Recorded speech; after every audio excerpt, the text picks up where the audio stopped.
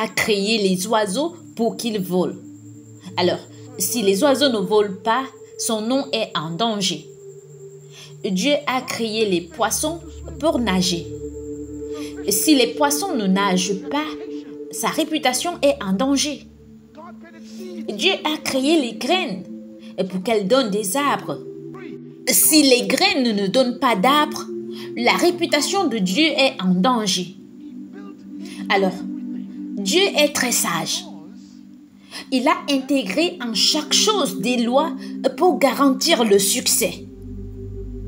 C'est pourquoi Dieu a dit à Josué dans Deutéronome chapitre 28, verset 1, « Si tu obéis à la voix de l'Éternel ton Dieu, en observant et en mettant en pratique tous les commandements que je te prescris aujourd'hui, l'Éternel te donnera la supériorité sur toutes les nations de la terre. » Puis-je vous suggérer quelque chose?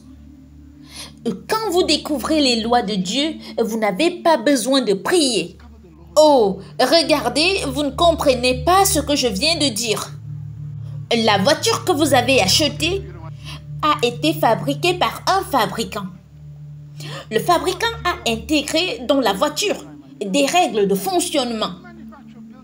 Vous n'avez pas besoin de prier pour savoir quoi mettre dans votre réservoir d'essence. C'est une loi. Le fabricant dit, vous n'utiliserez que du gasoil. Il n'a pas demandé votre permission. Il a intégré la loi dans la voiture. Et quand elle vient à vous, elle vient avec des règles intégrées.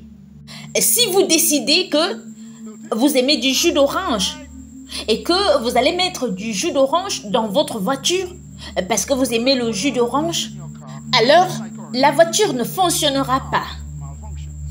En d'autres termes, vous n'apportez pas vos lois à Dieu. Vous vous soumettez aux lois du fabricant. Et cela garantit le succès.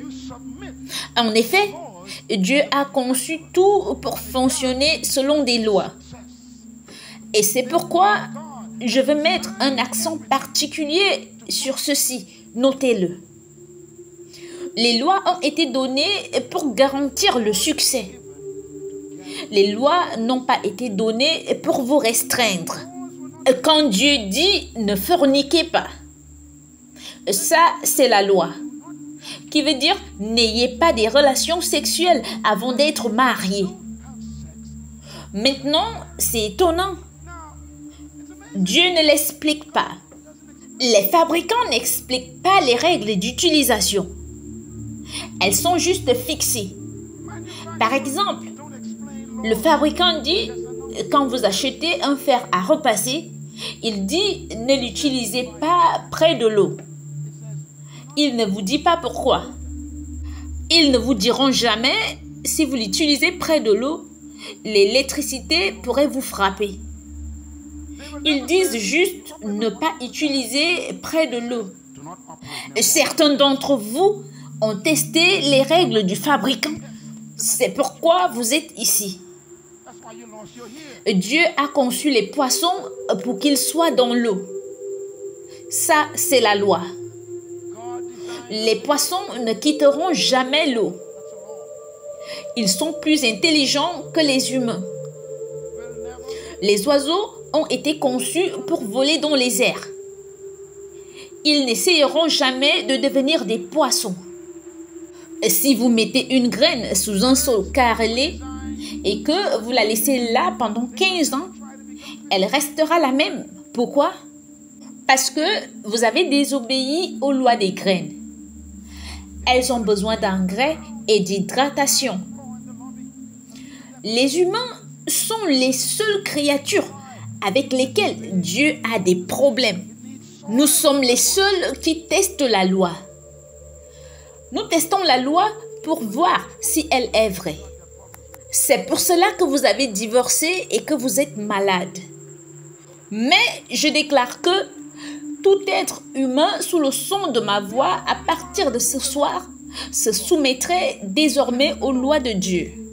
Et Dieu a dit que vous aurez du succès. Le succès Notez ceci, s'il vous plaît, est le résultat des décisions. Quoi que vous soyez aujourd'hui, vous avez décidé de le devenir. Ne blâmez personne pour votre situation en ce moment. Le succès est le résultat des décisions. Notez ceci, s'il vous plaît. L'échec dans la vie est le résultat de décisions. Tout ce que vous décidez détermine votre destin. En d'autres termes, chacun devient ce qu'il décide de devenir. J'ai décidé de réussir.